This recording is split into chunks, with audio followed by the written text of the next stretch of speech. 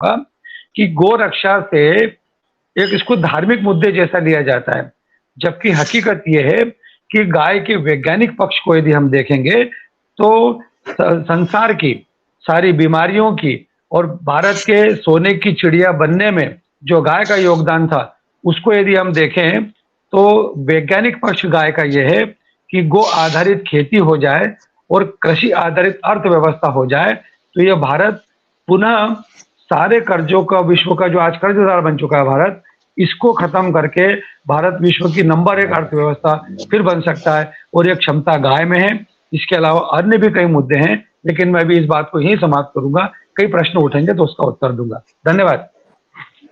मैं अब देव सिंह जी से अनुरोध करूंगा कि वो अपना परिचय दें। आदरणीय मैथिली शरण जी, आपको प्रणाम। सूद जी को प्रणाम। प्रवक्ता महोदय से मैं परिचय नहीं हूँ, फिर भी आप सबको प्रणाम। मैं देव सिंह, अखिल भारतीय जन मोर्चा नाम से राजनीतिक पार्टी से संस्थापक और राष्ट्रीय अध्यक्ष। अभी मैं जो वक्तव्य सुन रहा था, ये एक सोशल वर्कर होने के नाते अच्छे विचार है। हम लोग राजनीतिक माध्यम से देश की सेवा कर रहे हैं, तो वर्तमान में जैसे सरकारी आतंक देश पे छाया है, सरकार के माध्यम से एक वर्ग विशेष को और एक बहुत बड़े वर्ग की अनदेखी करके जो सुनिश्चित लाभ पहुंचाने की दृष्टि अपनाई जा रही है, इससे भी कहीं ना कहीं देश को बहुत बड़ा नुकसान हो रहा है। अभी आपकी बात में एक बात शामिल है, जैसे आपने कहा कि हम सीमेंट की दीवारें खड़ी करके विकास नहीं कर सकते, तो कहना चाहता हूं कि वर्तमान सरकार गरीबों की जमीन जंगल पे जिनका अधिकार है, खासतौर से जो हमारे मूल निवासी वर्ग हैं, उनकी जमीनें छीनकर ही तो एक बड़े वर्ग को प्रदान कर रही है, उनको दे रही है। उसके बदले वो अपना भंडार, अपना अकाउंट भी भर रहे हैं, अपने पैसे जो डोनेशन वगैरह वो भी ले रहे हैं। हम लोगों को राजनीतिक दृष्टि से हम क्या कर सकते हैं वर्तमान पे, इस पे अगर हम सब ठोस कदम रखेंगे, अच्छी विचारधारा के साथ आगे बढ़ेंगे, लोगों के सामने वर्तमान सरकार की कार्यप्रणाली रखेंगे, तो ये जो समस्याएं हैं ये अपने आप ठीक होंगी। क्योंकि वर्तमान में राजनीति ही एक वो मास्टर चाबी है जिससे हम सारी समस्याओं का हल ढूंढ सकते हैं। सामाजिक सेवाओं से या लिखने से, मैं स्वयं 30 साल प्रेस में भी रहा हूँ। आदरणीय मैथिली शरण जी से मैं जब हमारे भोपाल के एसपी हुआ करते थे, आप तब एक उसमें परिचय हुआ था। मैं निषादपुरा थाने के लिए हम लोगों ने धरना दिया था, मैं भारतीय जनता पार्टी में था उस समय, तो आपकी देन थी निषादपुरा से छोला मंदिर चौकी बनाना, जो आज थाना है। मैं इनको आज मुझे बड़ी हार्दिक प्रसन्नता हुई जब सूद जी ने बताया कि मैथिली शरण जी भी हमारे साथ जुड़ रहे हैं। मुझे लगा कि बड़ा अच्छा शुभ अवसर है आपके दर्शन करने का, आपसे मिलने का।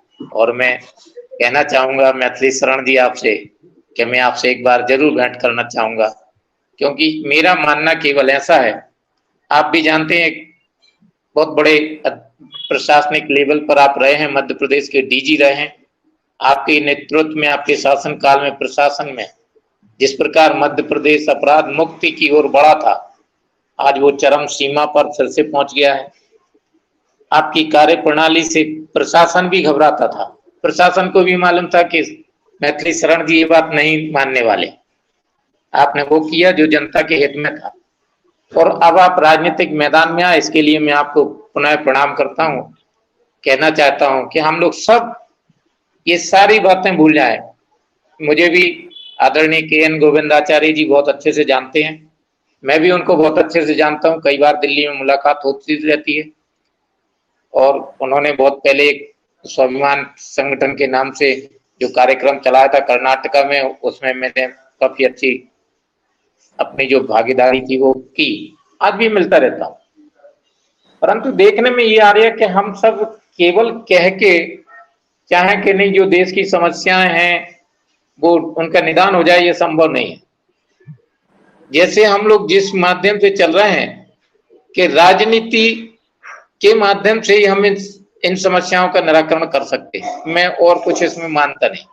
मैं समझता हूं कि अगर लिखने से केवल ये कुछ होता तो मैं दोबारा किसी प्रेस को ज्वाइन कर लेता हूं, दोबारा लिखने लगूंगा।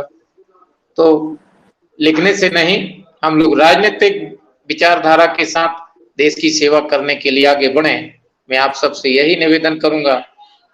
और इसके माध्यम से हम क्या सेवा कर सकते हैं देश की, कैसे देश के लोगों को सरकारी आतंक से बचा सकते हैं, गरीबी की ओर जो एक बहुत बड़ा वर्ग जा रहा है उसको बचा सकते हैं। और हम सब भी कहीं ना कहीं पीड़ित हैं। आज जिस प्रकार जो भी देश के हित में आवाज उठा रहा है, उसे सरकारी आतंक जो है और इनके दो जो बम, जिनको मैं क्या कहूं, दो जो इनके पास व्यवस्थाएं हैं, दो इनकी रिश्तेदार बेटियां कहूं, सीबीआई और ईडी, और उनके कारंदे जो हैं सरकार के दामादों की तरह कार्य कर रहे हैं, इससे भी तो हमें हम सबको बचाना है। हम सब भी अछूते नहीं है। हम सब ये मीटिंगें कर रहे हैं सरकार की नजर में है। देव सिंह जी, आप चिंता मत करिए, ये सभी चीजें बदलने वाली हैं। मैं आपको एक बहुत बहुत धन्यवाद आपको। देखिए, मैं आपको एक बहुत साधारण सी बात कह रहा हूं जो आप बड़े ध्यान से सुनिए। मैं आपको एक सिंपल बात ये कहना चाहता हूं जी कि